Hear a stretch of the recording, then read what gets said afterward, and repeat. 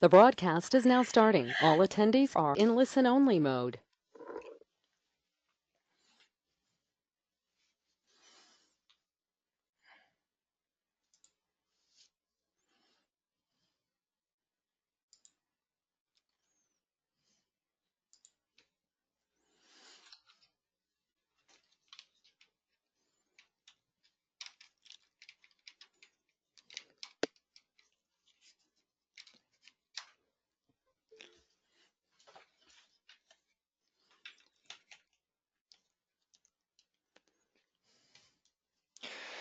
Hello everyone. Let's get started here and let's get the screen share up. Use gotta get a webcam up. Not right now. I actually have a webcam.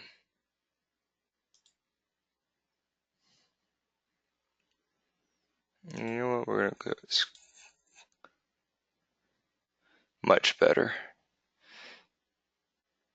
I may try to do this on Twitch too. Try it out.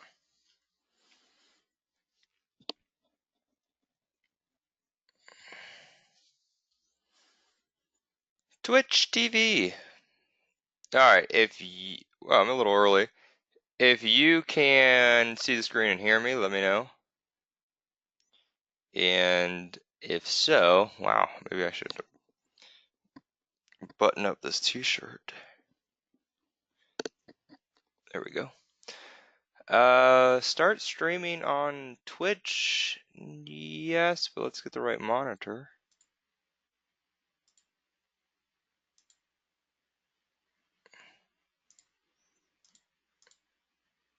No, I want to do.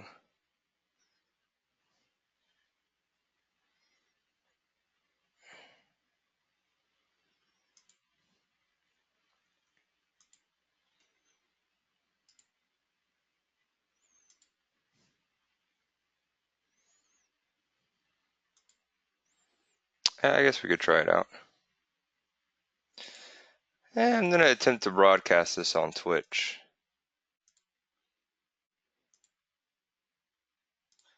as well.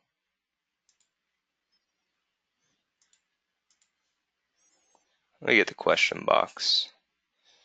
I can see it.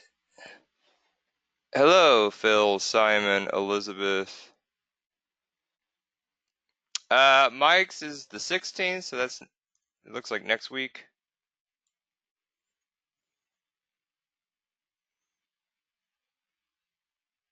Questions. So no, my question box.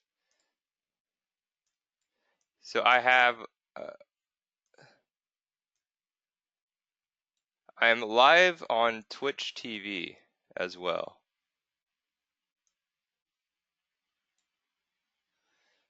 If anyone follows, so Twitch is for like the, apparently, I don't know, they do poker on it now, but it's for video games. But I'm live there too, where you can actually see my Hawaiian shirt and long hair looking like a hippie.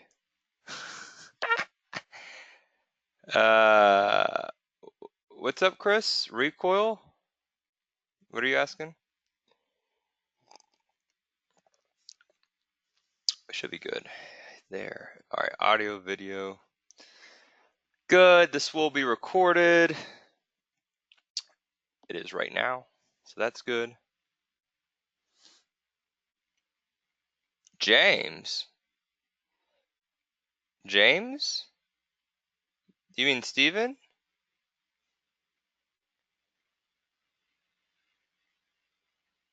I don't know. I don't make the schedule. I think Steven. I don't make the schedule though. I am unsure of the other folks' hours. I would email Raf at Alpha Shark. He'll get back to you Monday. He doesn't work weekends. But Raf or support at Alpha Shark does everything. Hello, James. There's two Walters, James Walter and Walter Watson. Wow, back to back. So a little fun fact, and I was very not angry, but maybe a little bitter, or as the kids would say, salty. So someone, a big option trade, an NKTR hit. So this is the power of options. If you don't trade them, no biggie. If you do, you know, hey, great to you. So an older hit in NKTR, someone sold puts and bought calls in this name. Friday, this is at, this is Friday about an hour before the close. The stock was at 52 and a half. This one of the guys in the trading room at Alpha Shark bought 3,000 shares at 53, sold them around 54 and a half, and bought weekly options. The stock was at 53. He bought the 54 weekly options expiring in less than 1 hour.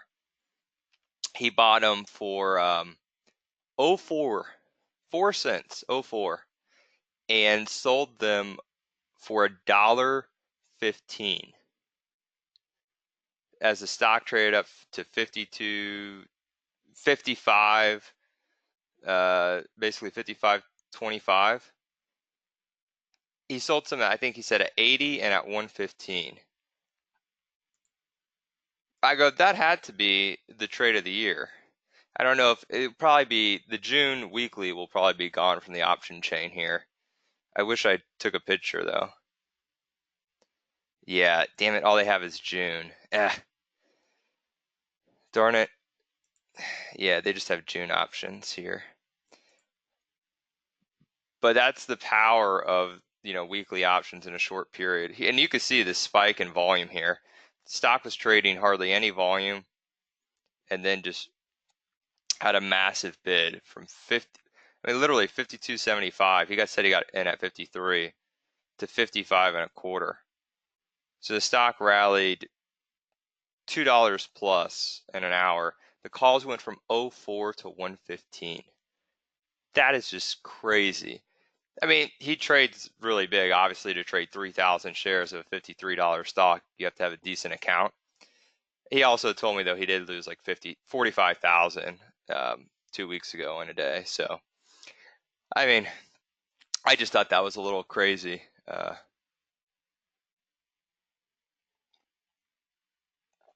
I got you.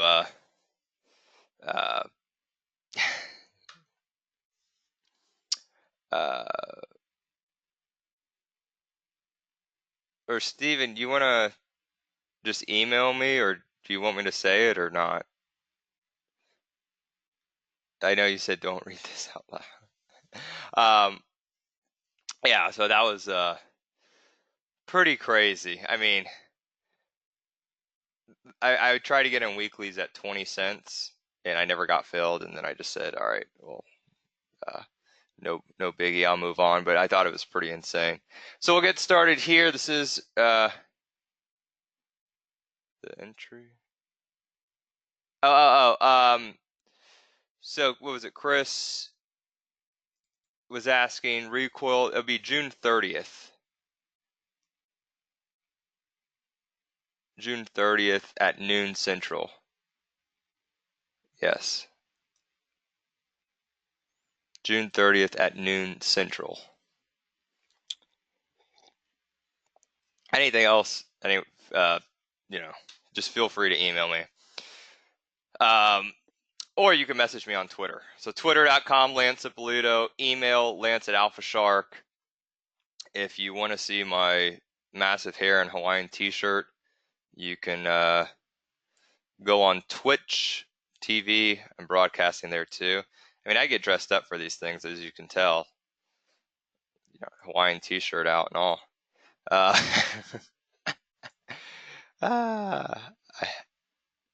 I haven't worn a suit and tie in probably 2 years. All right, so we're going to go over tips for trading a small account because why? I have a small account, so that's how I'm trading. So I figured, what else to talk about than a small account? I had a big account. I mean, I considered it big. It was about 90K, but I had to take a lot of money out for a house, and here I am left with the small account. So that's the way it's been for the past maybe 4 or 5 months, and it's actually been very fun trading a small account compared to the bigger account. So that's what we'll be chatting about today. So let's get started. Again, I'm Lance Ippolito. You can email me, lance@alphashark.com. I usually respond within a day. Or you could go to Twitter and see, maybe I should go to my Twitter profile and follow me at Lance Ippolito, or twitter.com Lance Ippolito, and you'll see all this fun stuff with my laptop that I was supposed to throw in the river because I got so mad, but I never did because it costs like $2,000. Maybe if I hit like a huge trade, I will throw it in the river. I make a lot of prop bets, which is fun, I feel like. Let's see, risk disclaimer, I have to read this, so spare 30 seconds with me. Day trading, short-term trading, option trading, and futures trading are extremely risky undertakings. They generally are not appropriate for someone with limited capital, little or no trading experience, or low tolerance for risk. Never execute a trade unless you can afford or prefer to lose your entire investment. All trades or operations. All trading operations involve serious risk and lose your entire investment. No trades or recommendations or advice, and we cannot be sued for losses of capital. All trades for education purposes only. Contact your broker IRA for margin and other capital requirements. Everyone watching the presentation here is all disclaimers. Optionanchor.com, offshark.com, Lance Ippolito. All right, so a little bit about me, and then I'll ask about everyone out there. I like trading options. I like Oprah. I like Weight Watchers. As you know, the stock's almost at $100 now. It was only at 17 just a couple years ago.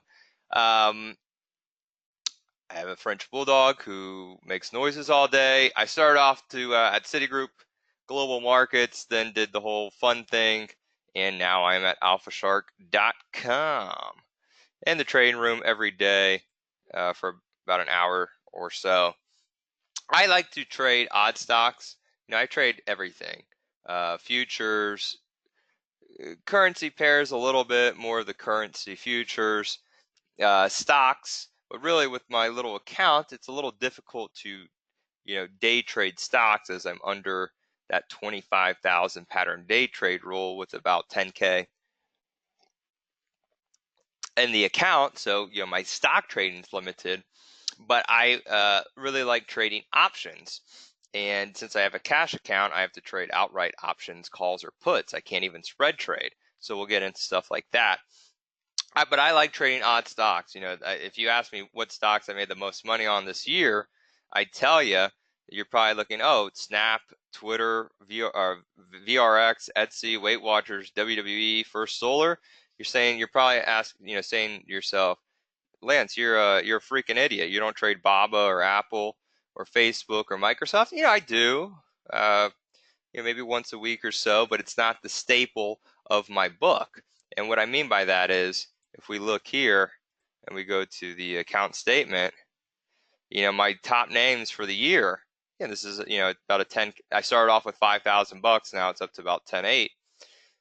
Is eBay, Shake Shack, TripAdvisor, Valet, KKR, MRO, X, SeaWorld, Twitter, Campbell Soup, PI. Actually, Nvidia's up here. I don't know how.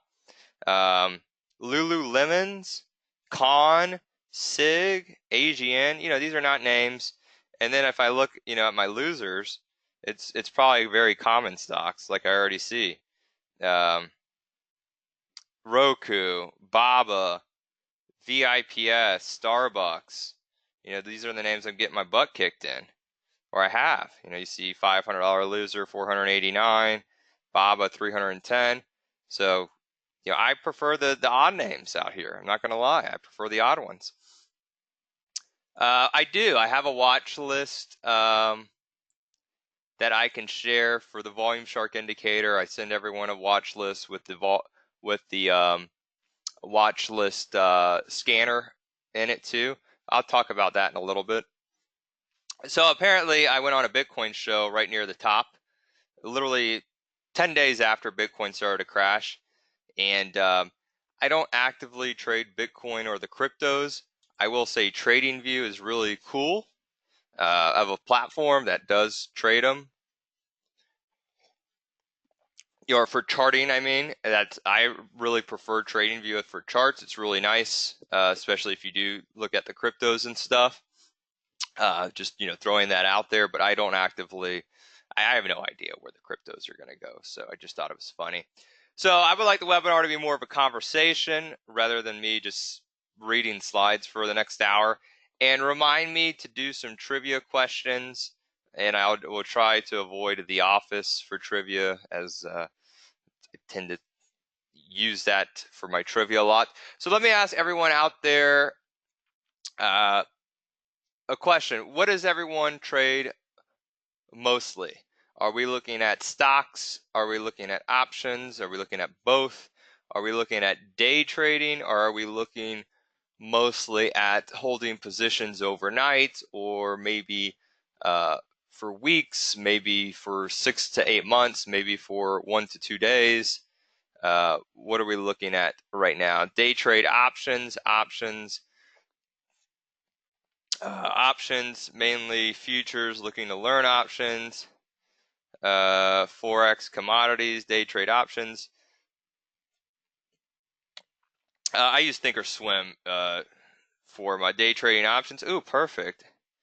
Options, but not day trading. Options 1 to 5 days. Swing, overnight, few leaps. Ooh, I haven't looked at a leap in a while. Okay, cool. 1 to 2 weeks, 2 months, until 3 days before earnings. Gold, oil, options.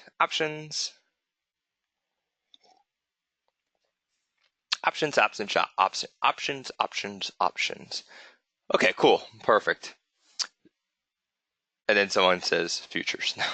Okay, options. I'm leading mostly with mostly everything, but I would say the higher pull would go to options. A lot of actually day trading options out there, which is a little odd out there, but I like it because we have a little bit something to go over for that point of view. So this is, again, we're talking about real trading with real results and also real losers. Um, not every day you make money trading. Some days you lose money. Some days there's nothing to do. Some days you probably shouldn't be trading. You should, be sitting on your hands or reading a book or watching TV. So I'll be the first one to say, I don't make money trading every day. And that is an unrealistic expectation. And I accept the fact that losses are a real thing in trading. So you could say, LeBron James is the best basketball player out there, but he couldn't win a game over the past 4 games. So I don't care how good you are. Mr. Market is never kind at times. So losing is a part of trading. And I know it seems like no one loses money out there, but it's true. So before you wake up Monday morning getting ready to, trade and everything and saying, I'm going to make a ton of money, if nothing's going right and you lose a little bit of money, you have to be willing to accept that fact. I mean, again, you're playing a game, right? This is how I kind of treat it. I treat trading as, hey, I'm playing a game. My goal is to win, obviously, and that it means make money. But if I don't, I know there's going to be another day out there. So the main thing I try to focus on is what is the greater good? What is the goal of my trading or my account? And this should be a question I ask myself. And it depends as well on your lifestyle, your risk tolerance, your account size. Why? Because this should be a part of your strategy. If you're traveling every week, it's going to be very hard to day trade and know what's going on in the markets every day. Or let's say I spent, a couple days traveling, or I haven't, kept up with the markets over the past 5 days, and I'm still thinking, hey, Baba, Facebook, Netflix, they only go straight up, and then I get back to trading, and now they're getting hit. It's going to be a rude awakening. So I need to accept, what is my goal in trading, and that consists of a game plan. Again, especially if we're focusing on smaller accounts, or even if you do have a large account, maybe you have a little bit money aside to use, for day trading, or more of a uh, account that you could play a little bit with. I notice that's very popular, where someone might have a 401k or so, and someone puts maybe a little bit money aside, to have some fun in day and trading and stuff like that, and being active, or swing trading. Because again, for a lot of us, it's to me, I think it's very exciting. Everything, it's something new every day, and to study and to work on your craft day in, day out to get good, obviously that takes practice and a lot of hard work. So I always say, what's my game plan? Think for a minute and ask yourself, what is my trading game plan? What is my goal? Do you day or swing trade? If so, what's your goal if you day trade? Is it to make $100 a day, $200 a day, $400 a day? Maybe you have a huge account. Maybe it's $1,000 a day. Maybe you have a $1,000 account and it's $50 a day. So I need to ask myself, hey, what is my day? What is my goal? Is it to be profitable every day? If so, that's going to be a pretty hard goal, because some days, especially if you're swing trading, maybe you wake up, like on Friday I woke up, the S&P was down. I know my swing trades are probably going to be down if I'm long, right? So I need to accept that and say, hey, Friday's going to be a rough day to go green. But what can I do? I can do other stuff. If I'm swing trading, what's the goal of the position? Is it maybe a rumor of a buyout or a merger, technical breakout? Is it a trend strategy? Is it maybe a sector rotation into China stocks or energy stocks or home builder stocks? I need to make this clear and accept the risk that comes with it. So if you do, maybe you have a day trade account or a swing trade account or both, kind of outline when you wake up Monday, what's my goal for today? Am I actively going to trade? Do I have to travel later in the week, and I don't want to worry about my book so much, so maybe I clean it up. Maybe I think the market's got extended. Maybe I cool off a little bit. Kind of ask yourself, what's your goal for the day? And that takes into consideration a small account versus a large account. I'll be the first one to admit, when I had a large account, my goal was not to double it, right? I mean, obviously it would be very nice, but I knew I would have to put on more risk, and that account was, money that I had saved up. I didn't want to put a lot of risk into it because, just like many people out there who have a 401k or some kind of retirement account, you don't want to lose that nest egg. So you don't want to go and put all these crazy positions on and all this risk, because what if you wake up, and the account's down 50%, you're going to be devastated on a large account. But if you have a small account, let's say it's not your whole nest egg, if the money goes from 5,000 to 3,000, it's not going to crush your lifestyle. You're not going to panic. You're not going to lose sleep every night over it. You could take a little bit more risk, and you could trade stuff that is, again, more risky. Maybe day trading, or maybe looking at, short dated options, stuff like that. Maybe playing a stock for earnings or a potential buyout, because you accept the risk and you say, you know what, if my goal is to double my small account or to grow it really quick, I'm going to have to take those risks to grow that account. More risk equals higher returns, but at the same time, higher losses as well. So do we fully get that? There should be two different strategies out there. And again, let's say you do have a big account and a small account. Maybe with that small account, you can allocate more risk to it, because it's not going to crush your lifestyle, if it goes down. Like if I have like all these, weekly options, let's say for Friday, and the market's open down, chances are my weekly call options, since the market's down, they're going to get hit pretty much. But that's why you trade it small. That's why you accept the risk. But let's say we would have gapped up 30 points in the S&P. I might have made, let's say, 200 or 300% on those weekly options. It would have been great. So again, understanding risk, position size is very important. One thing that is very difficult to do is to be patient in the market. I have my little fast twitch fingers, and I can't tell you how many times I'll get into a position, sell it too early, and then the stock rips higher. it's very nice to finally see a position go green. Or if it goes green really quick, you get excited and say, ooh, yeah, yeah, yeah, I'm going to take my quick money off the table. But patience is very, very difficult, especially if you're trading short-term options or short-term trading, because you have the clock ticking against you, right? If I have let's say a weekly call option or a short-dated call, every minute that goes by, that call is eroding away. So for scalpers out there, it's very fun and quick because you bat away at profits, you hit singles, singles, singles. But for a small account, it's very difficult because it takes up buying power and then commissions eat away at profits.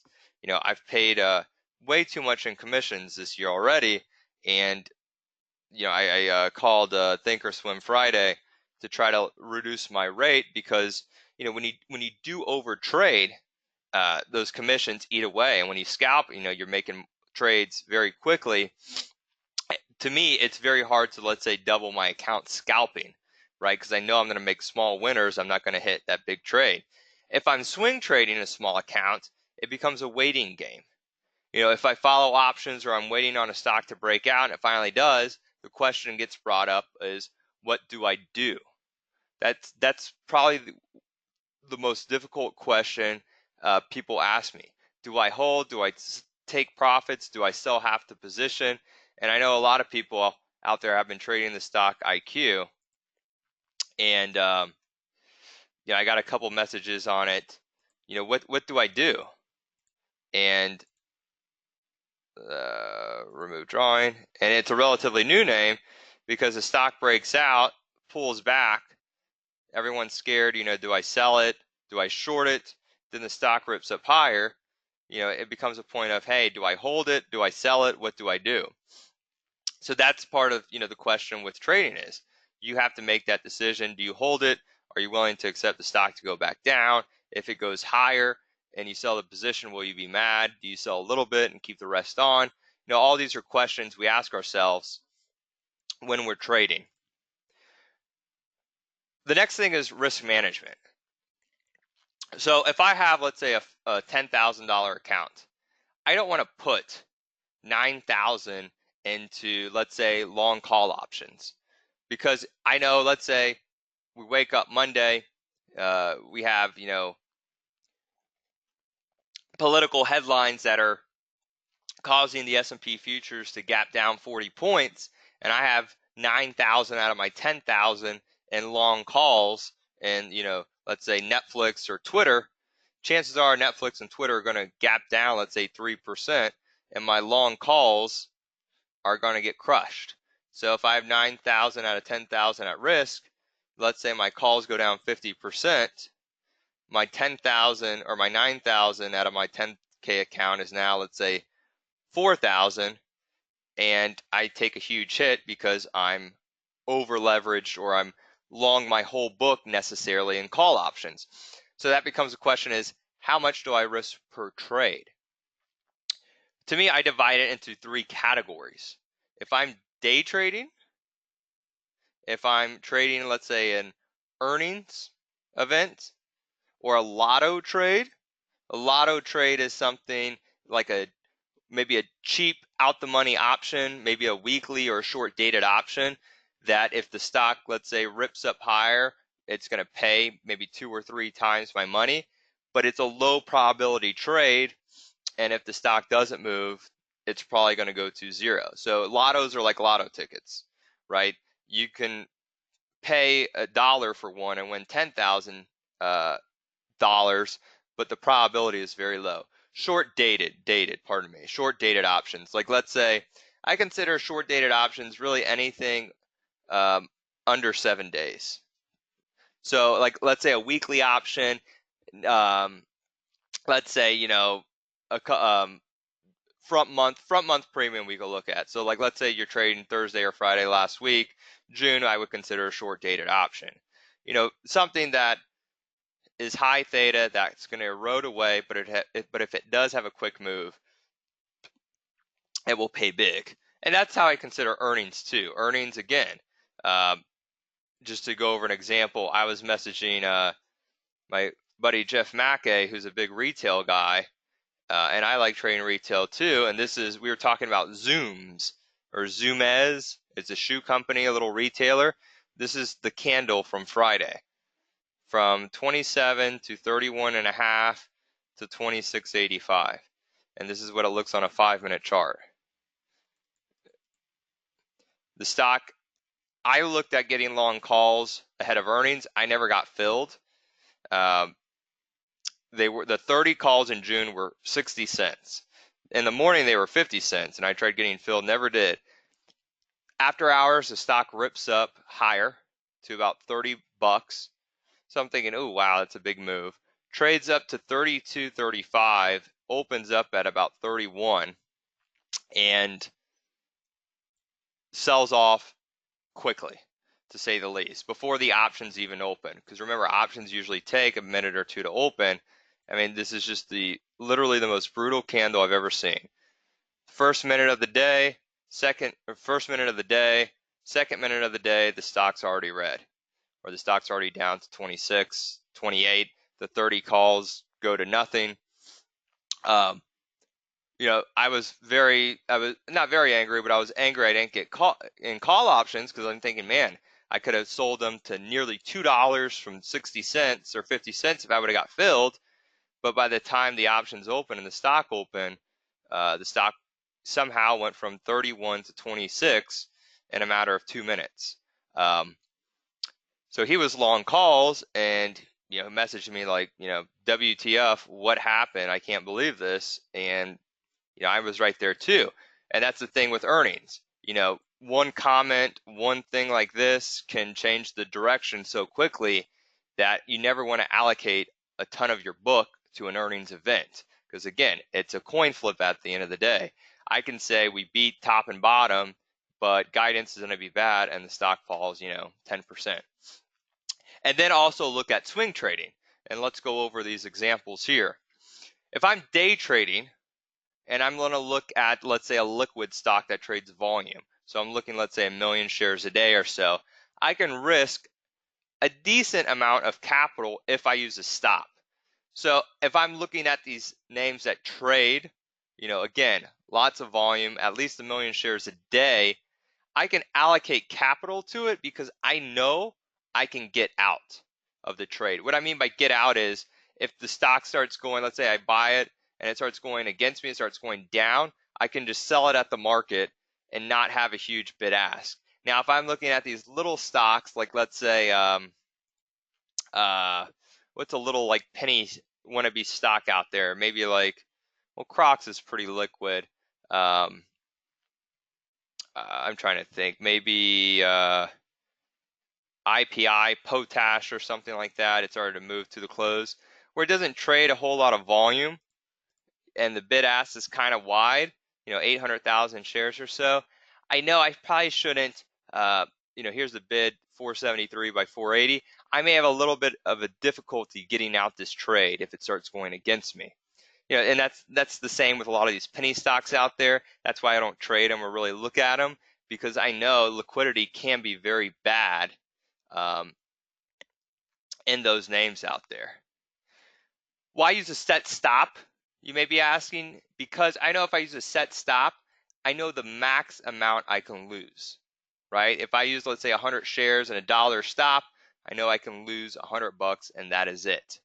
Nothing more, nothing less. And that should be the first question with every trade out there. I don't care if you're day trading, swing trading, or earnings. Instead of how much can I make, or what's my goal of how much to make on the trade, you should ask yourself, if everything goes wrong, right, how much can I lose? Because again, you're protecting your book, your nest egg, your capital.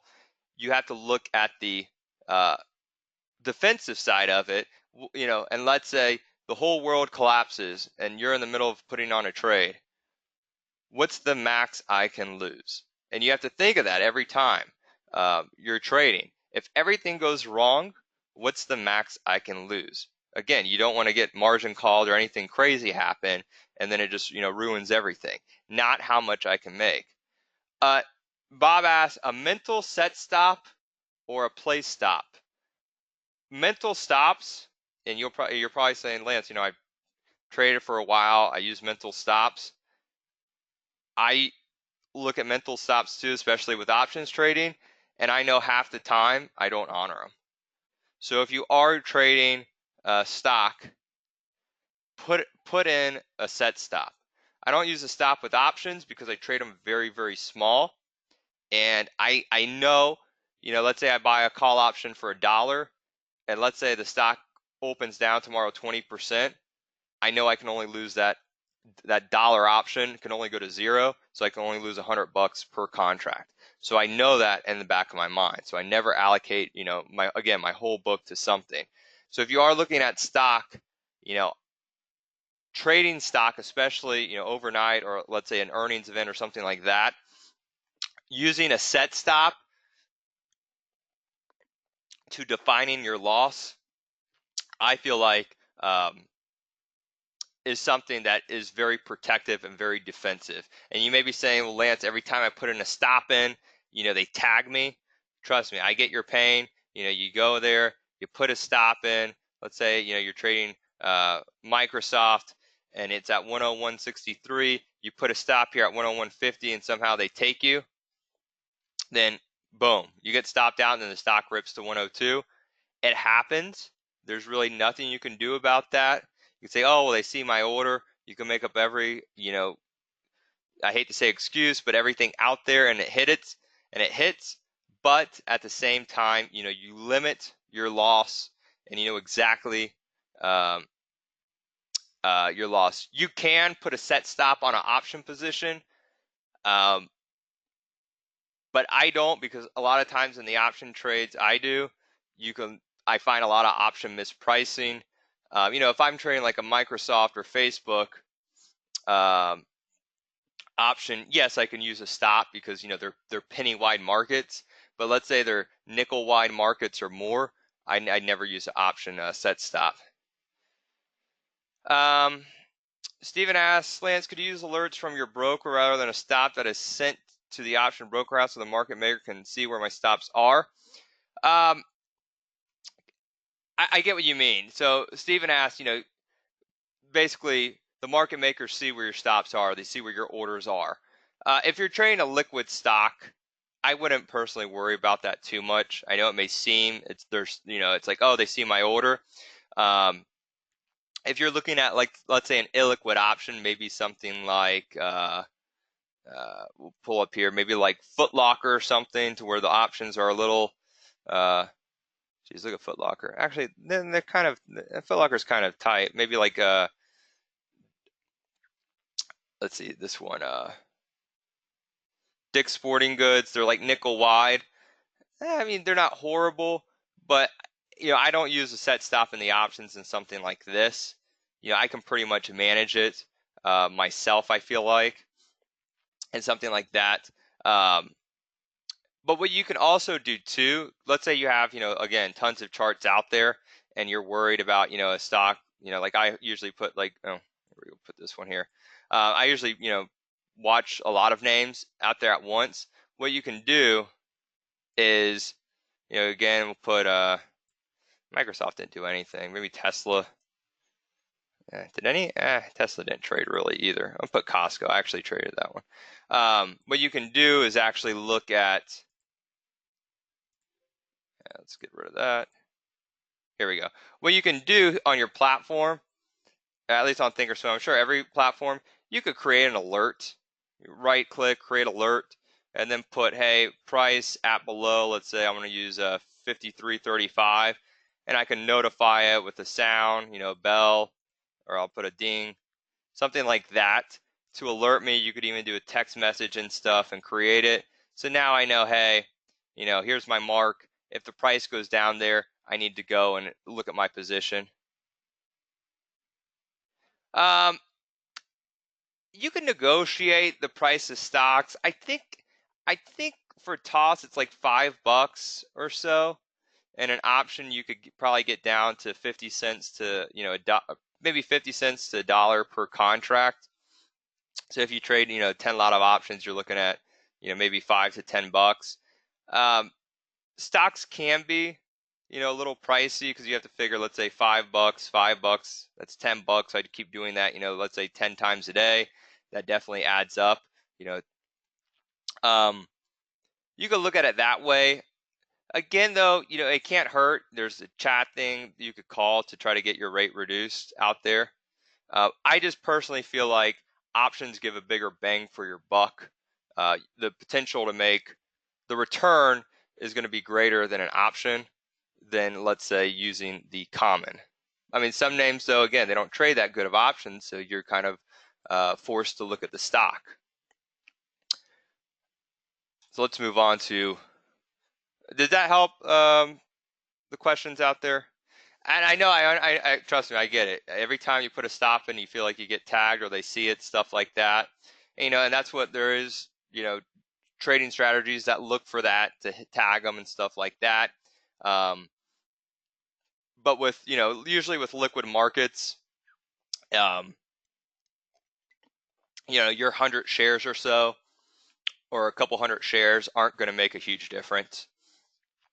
So another thing that I like to do, and again, this is something that, again, we accept the risk on. If I'm trading earnings or a lotto ticket trade that I call them, let's say a cheap option or an out the money option or an earnings event or binary trade. You can even look at this if you trade like biotech stocks, maybe a drug approval or something like that out there, or maybe just some kind of like news or something like that. Earnings or lotto tickets, again, we'll call them low probability trades. A company can beat top and bottom, the stock still falls, right?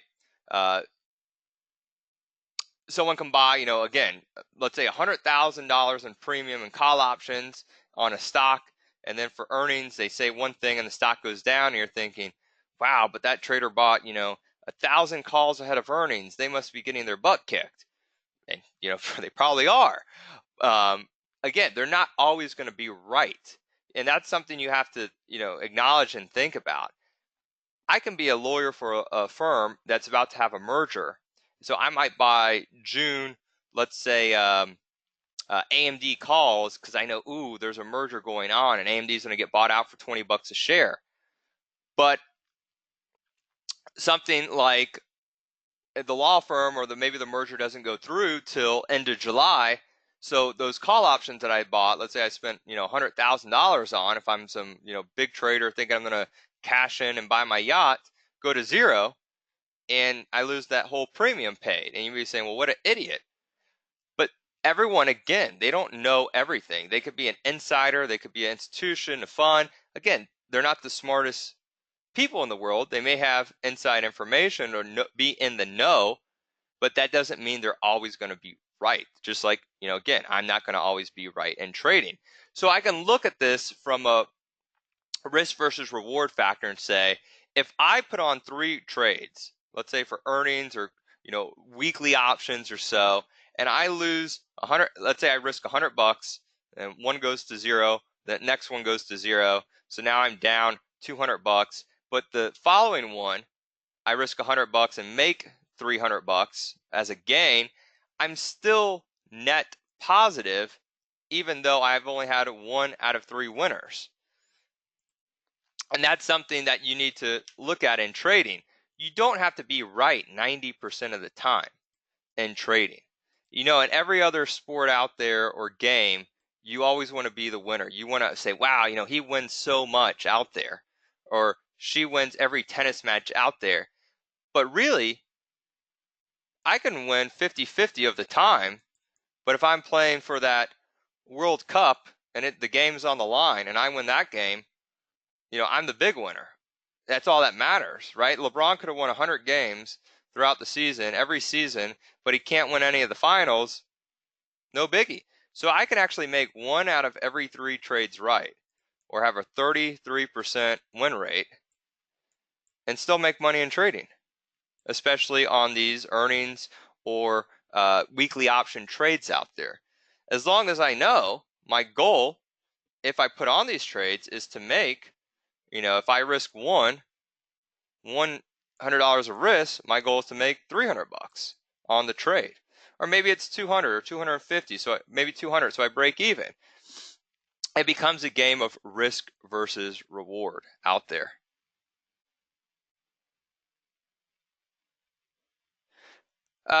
We'll get into spread trading as well out there too. Don't worry. But for swing trades, and we'll do some questions right after this for a minute. For swing trades, this is something that, you're saying, Lance, you look at, you're trading small, you're trading scared. But for swing trades, I can bump up my size a little bit. Why? Because I have time on my side, right? For swing trades, I have time on my side. So let's say the whole world collapses tomorrow. I know that I still have days and days to wait for a rebound, or I can add, or I still have a time period on that options or even on the common stock. So let's say I buy, some NVIDIA 280 calls for $2 in July, and the stock goes down 4% the next day. Let's say NVIDIA gets a downgrade, right? My calls will still have some value. My calls may be down from $2 to $1.25, and that stinks. But unlike weekly options, let's say I bought the NVIDIA June 280 calls, and the stock went down 4% the next day, those weekly options would get crushed. They'd probably go right near zero out there, especially if expiration's right around the corner. So I know the longer I go out in time, the more size I can bump up my position. Let's say I trade, let's say I have a $5,000 account and I put on $100 of risk on my weekly option trades, trying to get one out of every three right or possibly more for a big gain. Out of my 5K account, if I want to swing trade, maybe I could put, $600 of risk allocated to that swing trade. I could bump it up a little bit because I know, let's say, even though the stock goes down a couple percent the next day, I'm not going to lose all $600. I may lose $100, but I have time on my favor. Even if the stock does go down, let's say 2%, I still have time for the stock to recover if I'm long calls. Now, if I'm counter trend trading, let's say I'm buying a stock near a 52-week low or the chart looks horrible, then yeah, I could bump down my size a little bit because, again, I'm not trading with the trend. I'm going counter trend. So, then I could scale back a little bit. A lot of this has to do with confidence in the position and where you think it's going. Again, going back to the first question of what is the overall goal? Really quick, maybe we'll take a couple minutes here. Anyone have any questions or to go over? I see a question here is, when trading spreads, do you sometimes leg both sides, go to exercise so the two legs cancel each other out, or do you always close both legs before expiration? If you're trading, let's say, a bull put credit spread and the spread's going to full value, I used to let mine just expire. Let's say I have a long call spread and there's still a couple days before expiration. Usually I'll close out both legs at the same time. So just like I usually put the trades on at the same time, I usually close out the trades at the same time too. Problem with legging in and out of spreads is, what happens in that quick minute or so where you're in the middle of the trade and something happens, then it could kind of screw up everything. So usually when I put these orders in, let's say I have like a call spread or a bear put spread, when I enter the position, I'll enter it both legs at the same time to get filled, and I'll do the same when exiting. Another thing to look at too out there is, if you are trading an account under the 25K pattern day trade rule, if you have a margin account, yes, you could trade spreads, so you're not risking a whole, you're limiting your cost basis and your premium, but you're still withheld to that pattern day trade rule, right? So I think it's 3 day trades in a 5-day period. If you trade an account, like I have a cash account here on my toss, you can actually day trade as much as you want in stock or options. The stock has to clear the next day, so you can't use up all your buying powder. But since I have a cash account, I could trade as many, we'll see here, I could trade as many option trades that I want in a day. You get what I'm saying? See how it says 3 day trades left, that will never change out there. So that's the good part about opening up a cash account rather than a margin account, is you can continue, you can you're not withheld to that pattern day trade rule. If you're right, if both legs go into the money. Yes, yes. Stephen, we'll get into that in maybe 5 minutes or so. But yeah, good question though. If I don't get to it, again, if I don't get to your question, it's not that I'm ignoring you. It's either A, I missed it, or I'll cover it towards the end here. So another thing I like to do is track the options in the chart.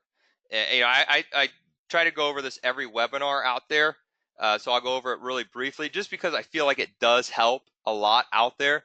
And what I mean by tracking an option is this. So let's say I have, Costco calls, especially if I'm short dated trading them. Let's say June 205s, for example. What I can do is pull up the chart of Costco. Pull up the chart right here. And what I can also do too, let's put there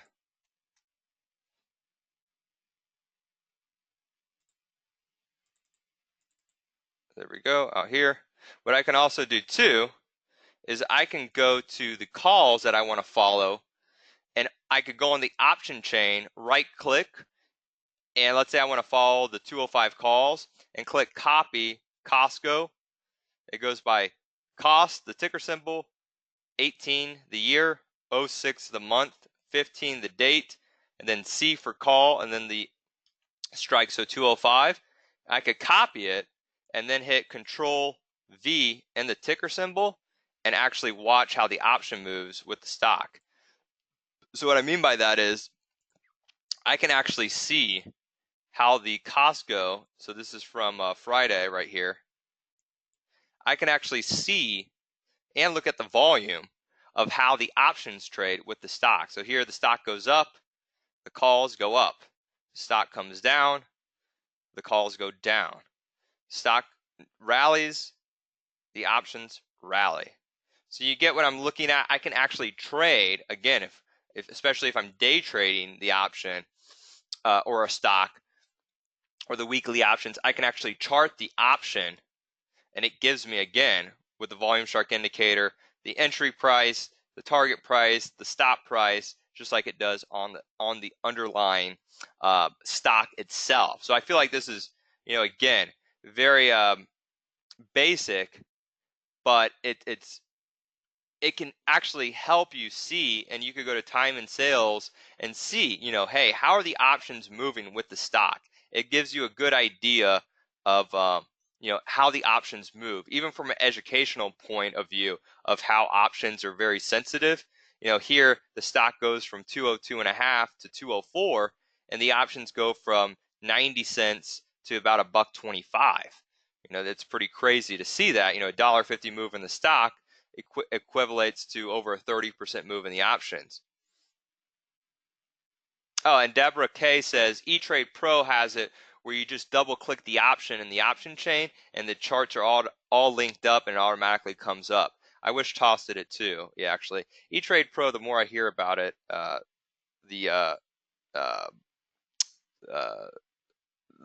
it sounds very nice.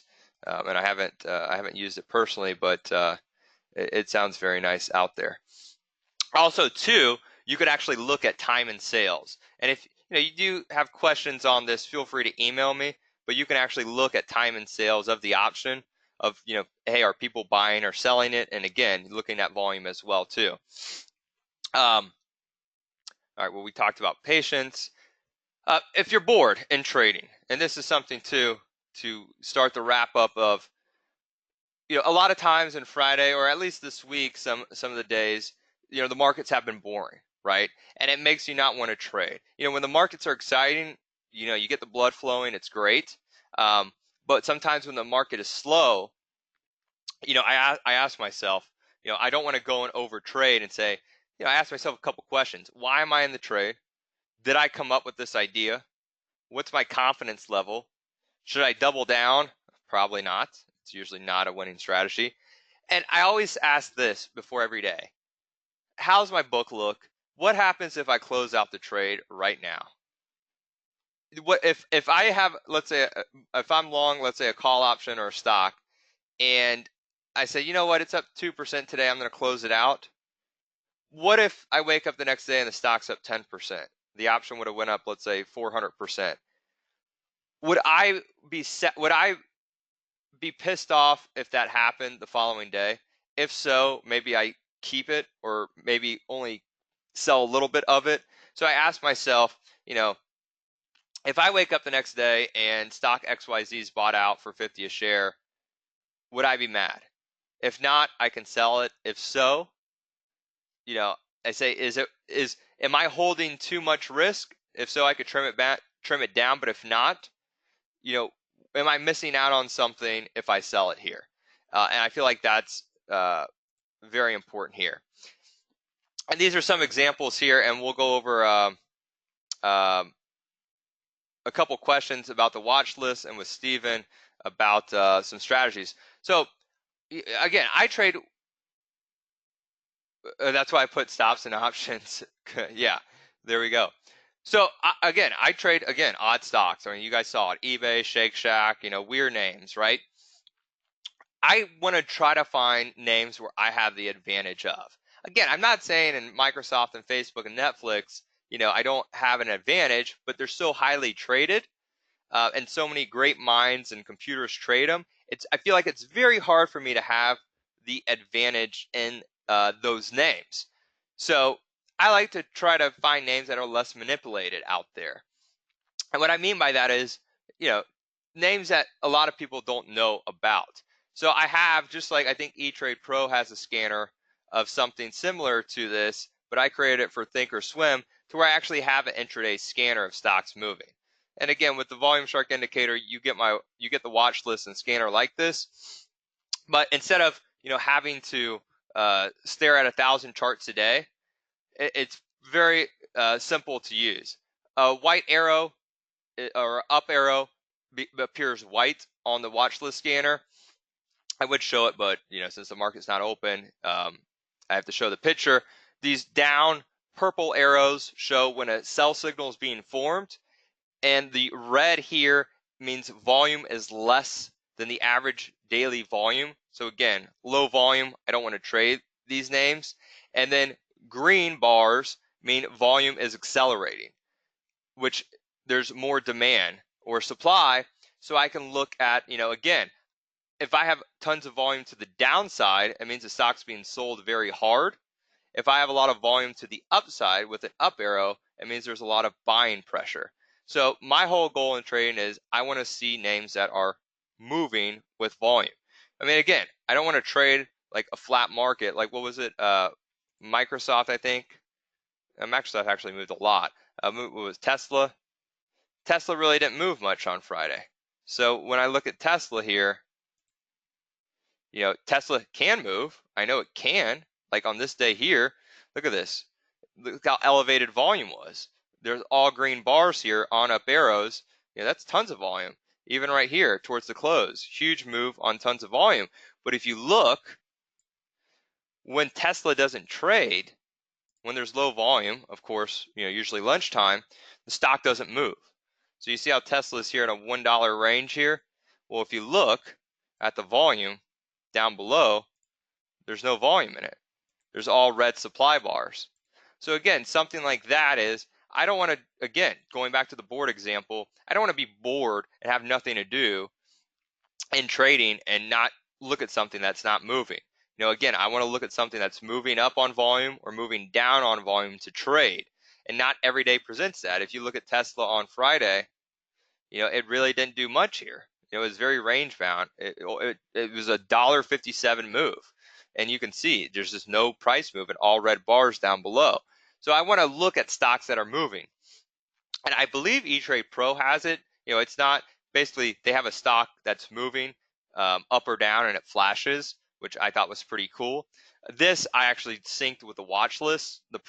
Brian, the programmer, did, which Toss said it couldn't be done because it wasn't real time, or because they couldn't do a real time intraday scan. but Brian actually got it to work via watch list. So basically, green bars are volumes accelerating, red bars volume is declining, white there's an up arrow or a buy signal, purple sell signal.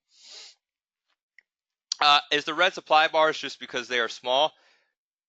You're looking at red supply bars mean there's light volume. So if we go back to that Tesla on Wednesday here, this is how it calculates the formula. I give away all the secrets. So what it's taking into a consideration of is just like you have a 200-day moving average on a stock, and I know who was it?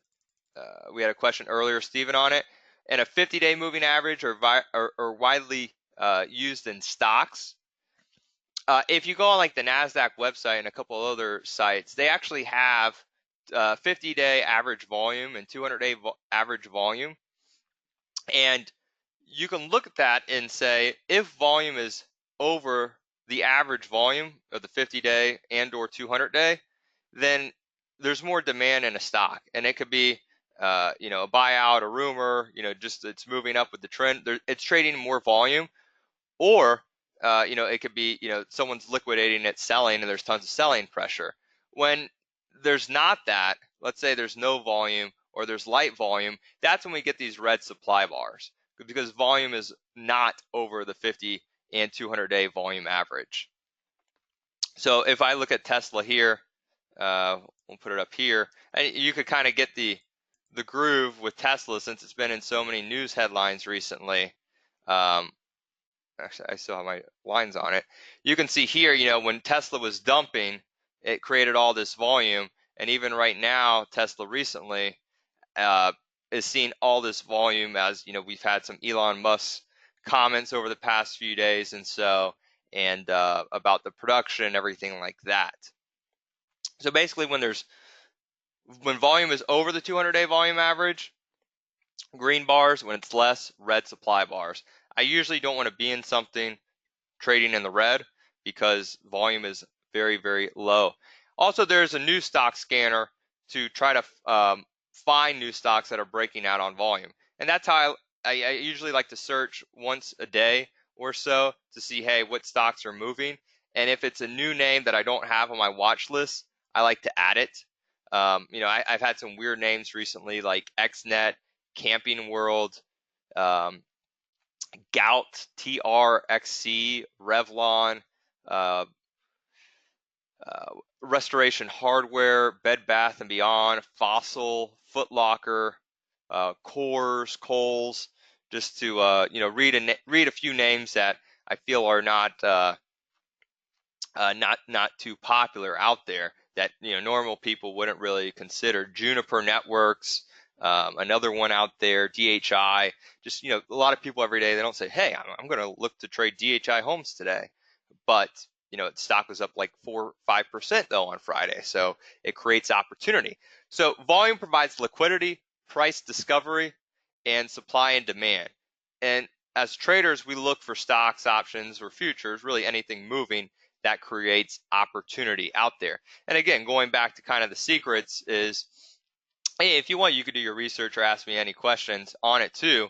50-day volume average, 200-day volume average. When a stock is elevated, it creates demand. What happens during demand? Traders, investors, funds will buy at any price because they feel like they have to. Something like we see like an IQ right now, or we saw an overstock, last year. So it just, went kind of parabolic out there.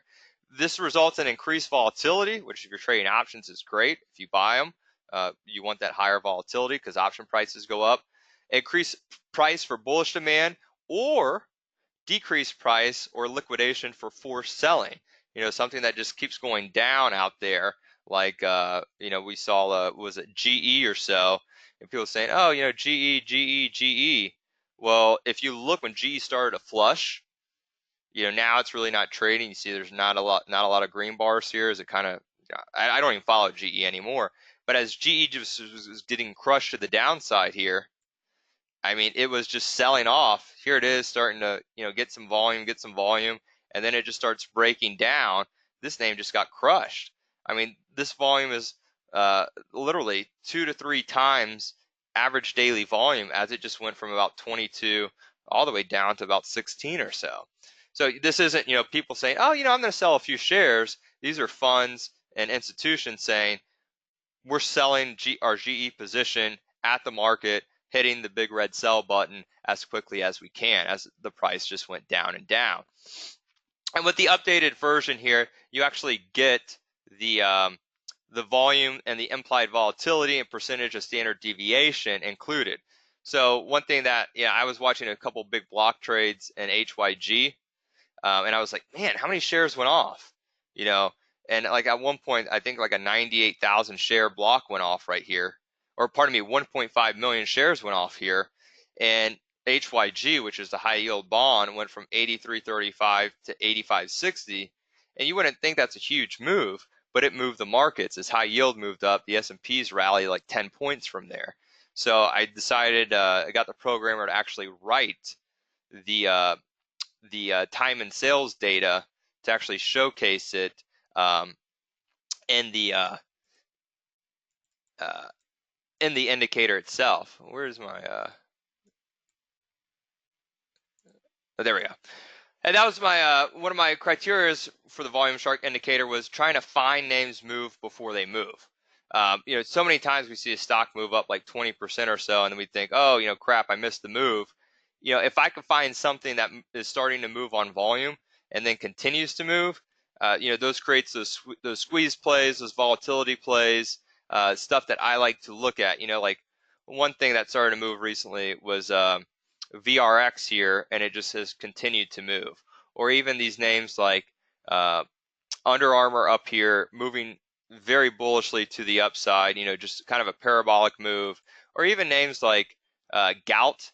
I mean, I trust me, I find these weird names and look at them and sometimes can't believe them. But like a name like Gout here, this thing had a crazy parabolic move from 2 to 6, and here it is moving up from 4 to 6 already again. Again, on elevated volume here, you see these big green volume demand bars as just, the price just goes crazy. It was up like 13% on Friday. And going back to the question, it's not just, hey, it's a volume indicator, it just tracks volume, stuff like that. No, I actually include a trend study in it, in the charts. So it's taking that and the ATR into consideration, actually using a couple moving averages to say, hey, even though it's moving up on volume, is it crossed over these moving averages? If so, we'll form an up arrow. If not, we won't form a buy signal or an up arrow. So I do like trend studies out there and moving averages that adapt quickly, like the 21 EMA. The only problem I have, Stephen, with the Ichimoku Cloud, I do feel like it's a little slow to adapt. And a lot of times there's so many stocks over the cloud that, let's say the stock can be 10% over the cloud. So it's going to take, a 10% pullback just to get into a cloud, or a 20% pullback to form a sell signal. So I just feel like it's a little too slow for me. And since I trade a lot of short-term options, I like something that adapts quickly. And also the indicators available for TradeStation and TradingView. For you animals out there that trade cryptos, you have bigger guts than I do. It actually looks really nice for that. And one thing too, I've had people really like, is it creates multiple signals. So it's not just, hey, it's an indicator, it forms an up arrow, get long, and then if you didn't, you missed your chance at it. No, it creates multiple, as long as the trend's moving up and volume's moving up, it will continue to create up or down arrows in it too. And you can also use the dynamic trend indicator with it. It looks actually really good with that. Why is it useful? Trending stocks that are actually moving for day and swing trading, it works from the daily time frame to the 1 minute time frame. For entries and exits, it actually highlights the entries and exits and stops and target prices. It's been tested and back tested approach.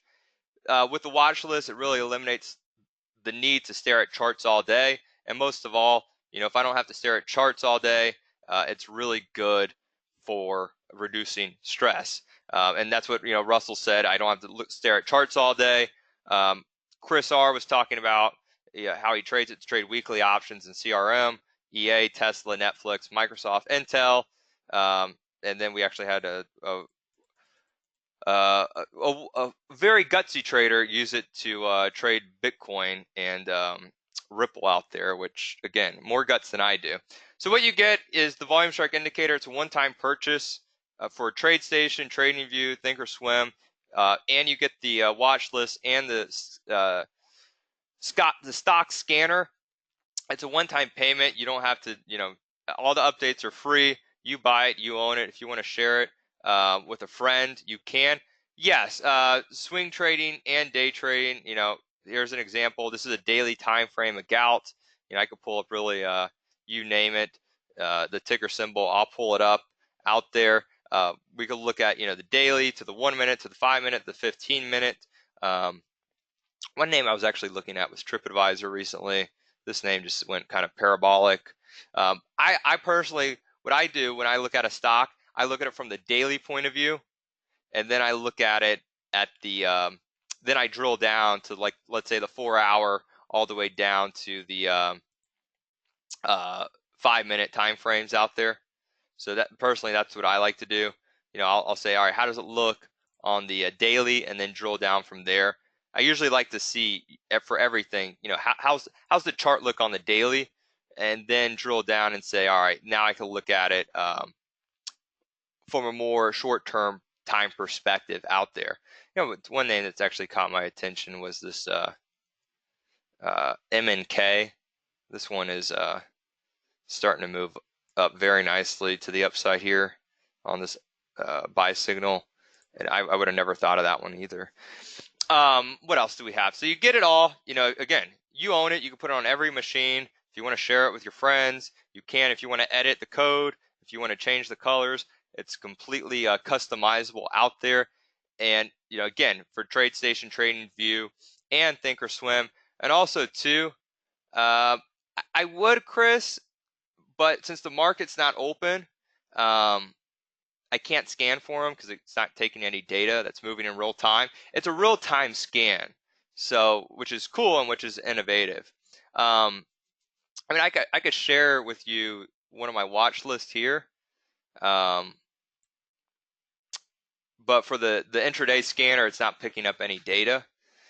If you do want a watch list, just feel free to email me. I could send you just the one of the ones I use. If you do get the indicator, I'll send you the watch list scanner, or you get that included in the packet. Also, too, so the day trade scanner, Gordon is scanning stocks on the 15-minute time frame, or you can do the 5-minute. It's up to you.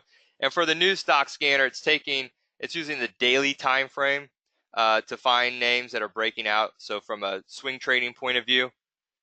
So what I normally do is I'll use the new stock scanner on the daily to find names, and then I'll put them on my watch list and see how they react intraday. Because some names, like, I don't feel comfortable with trading if I never heard of them before, so I usually like to watch them a day or two just to make sure it's not a one and done move. But it's two different scanners. I include install videos and stuff like that to kind of go over how to use it and how to install it and everything like that. I'll put the link in there. You also get, and I'll show this here, you also get a free month of the live trading room with Alpha Shark, which I'm in, Mike P, and Andrew. So what that, and Brian, the programmer, which Brian's really smart with all your programming needs or any of your questions. We made it together, but he's the brains behind the programming. So he's really good. So you actually get the options room for 30 days or a month for completely free. This is what the email looks like when you purchase it, and you'll say, options room, price 0, volume shark indicator $2.99. You just fill out the info, blah blah blah, and that's how it works. So again, you're not getting, like, it's not an auto bill thing. It's, again, a one-time purchase. All the updates are free. Mentoring's free. You own it. And I think that's the main thing. It's not like some crazy price. On the website, I think it's like $9.99, like $1,000. I never, tell people to go on the website. I always say, use the link alphashark.com/vshark, or email me and I'll send you the link. And again, I no one ever pays more than $2.99, as far as I know, or I hope not, because I give everyone the discount. I mean, that's just me. Maybe Andrew won't be so kind, but I am. Let's get into questions right now too. And if you do have any, let's say, private questions, or you don't feel comfortable posting, or you can email me, Lance at Alpha Shark, or message me on Twitter as well.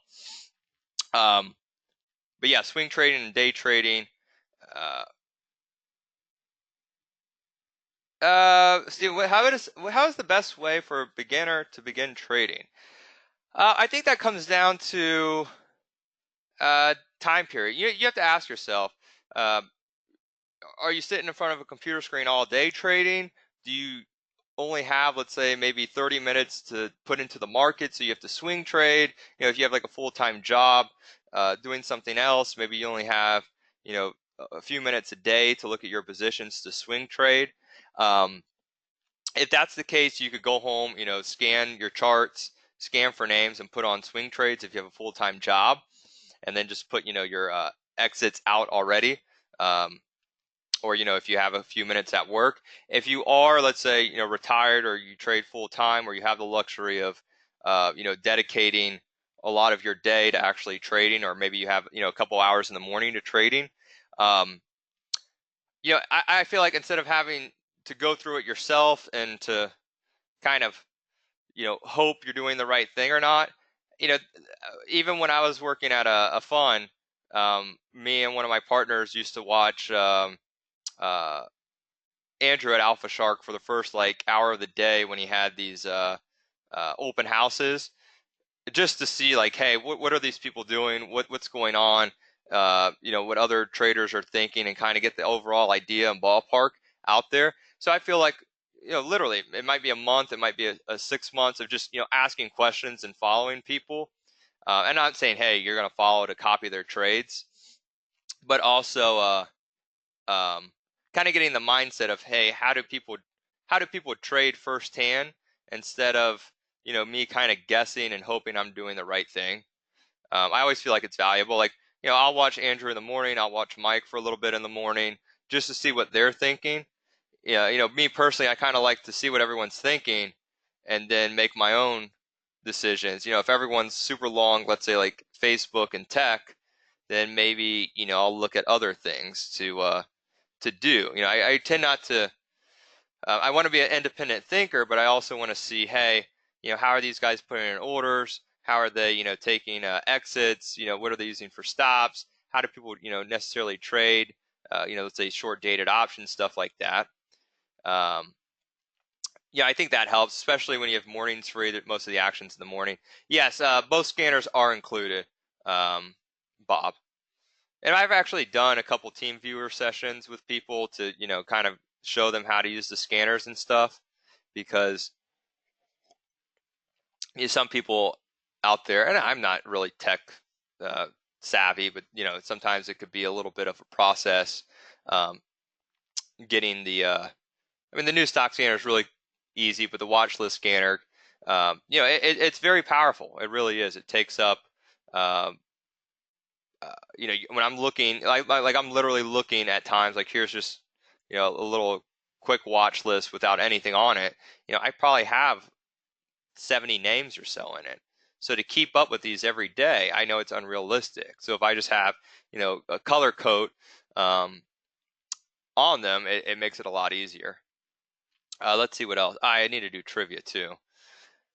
Any other questions here? If not, I'll do a trivia question right now, because you know me, I love trivia. That's what the link looks like. Actually, let me look on Twitch to see if we have any questions. My Twitch people out there, anyone have any questions? If not, we'll get into a trivia question.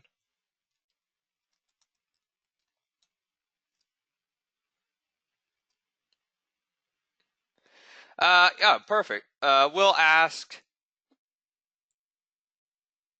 Do you do? Yeah. So what I like to do again, which is I like using option activity. Um, not necessarily to piggyback, but also to see, hey, are people trading energy names a lot today? Um, uh, are people trading like home builders? Are people going after tech? Are they going after banks? Stuff like that. But what I like to do with the small account is do something like this. So let's say I see a big order hit, like let's say in Gilead, right? And let's say the chart's okay, nothing special here in Gilead, but I want to see how Gilead moves. Like someone, for example, bought a lot of August 75 calls in Gilead the other day, and I didn't want to be in a position in August. And to be honest, the options I think were like $1.50, and sometimes I don't like very expensive options. I think this might have been uh, Wednesday, if I recall. Yeah, I think it was Wednesday. So instead of buying $1.50 option and let's say trying to sell it at $1.70 or 80, that's only 20 or 30% gain. What I like to do when I see stuff hit in the options market is I'll actually go and trade the weekly options on it. So like on Wednesday, someone bought a lot of Gilead calls. Instead of necessarily going and buying those same calls that they did, I think they bought like 10,000 of them. I actually bought with the stock, I think the stock was around 70 and a half, so it must have been somewhere around here. I actually bought the weekly 71 calls, and I think they were like 60 cents. Um, and I just, took profits on them, I think up to 90 cents. So that's, 60 cents to 90, that's what, 50% gain. And it literally took maybe 30 minutes or an hour or so. Because when you see these large option trades hit, you have to understand if someone buys 10,000 calls of Gilead, that's controlling 100,000 shares of stock, or pardon me, 1,000,000 shares of stock. So the stock's going to move up. So if I can go and buy a cheap weekly option on it, and I know the stock's going to go up, I could get a bigger bang for my buck on the option. It doesn't show the UOA because there's really no way for us to route an option order to an indicator because it has to pull up the API data and everything like that. But what it will do, it will elevate you'll see the volume spike in the shares usually. Gilead does trade a ton of stock, so it won't be a huge mover, but you will see the the block basically of shares go off with it. So you'll see the big spike in volume. It must have been at 1040 right here when it hit. Again, it was a few days ago. So you'll actually see, the big volume spike in the underlying, and then, you see the stock move up a little bit here. Like in NKTR, I think someone did 2,500 calls in it, and it happened right here, literally about an hour before it closed on Friday. Actually, it did it, yeah, right in here, and the stock ripped, from like 53 to 55. So you'll see the elevated volume, and again, something like NKTR, it was trading nothing. I mean, it was not moving. Literally, it wasn't moving all day. And then when they bought those calls, the stock just ripped up. So there's no way for us to show the option flow. In the trading room, you do get the option scanner, and you do get all the option flow. It does show the scanner in the room where you can use that to see the option flow out there, if that makes sense.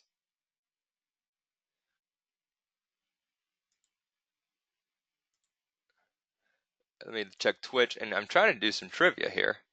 We'll get into as well.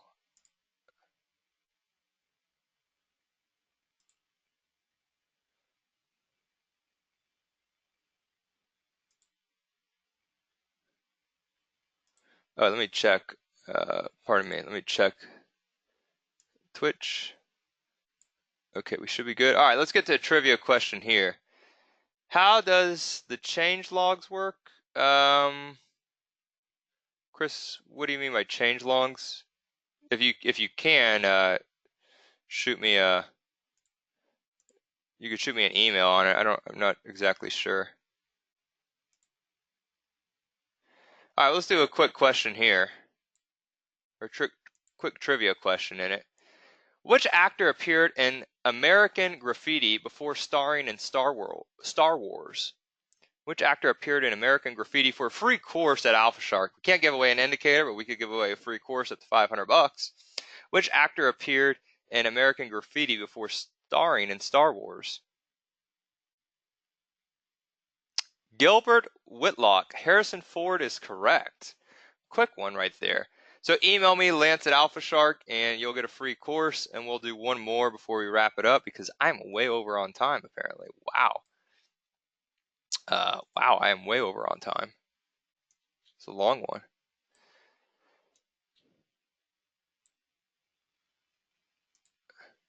Which U.S. state has the longest coastline?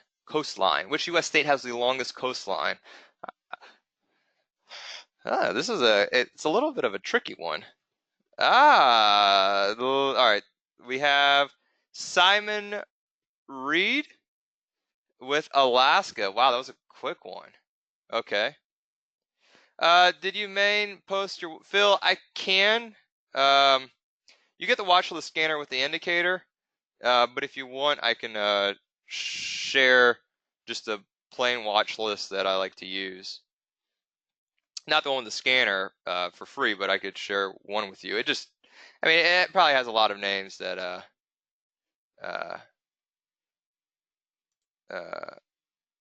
you're familiar with. All right, one more trivia here. So if you do get the trivia right, what was it, Gilbert and then Simon, email me. Which Kentucky-born U.S. president is honored in the Wrestling Hall of Fame? Huh? This is a good one. Which Kentucky-born president is honored in the Wrestling Hall of Fame? I would have never guessed he'd be in the Wrestling Hall of Fame. No, he's tall, very tall. I would not think he was a wrestler.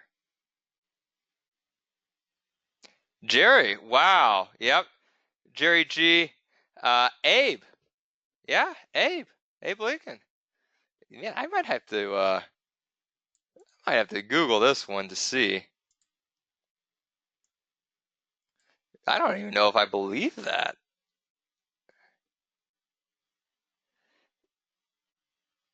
Wow. Yeah, he was born in a log cabin in Kentucky. I remember that. And he was honored in the national. Wow, he had a near perfect record.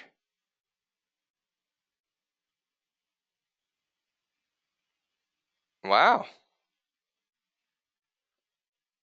Huh, didn't know that. Oh, okay. All right. I'm gonna give it to Chris then. Chris Brock, you'll get it. Jerry, very kind of you.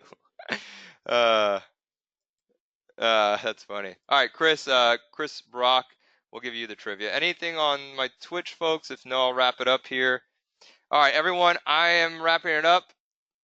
Thanks again for joining. Feel free to email me anytime or message me on Twitter. Thanks again, and have a great rest of the weekend.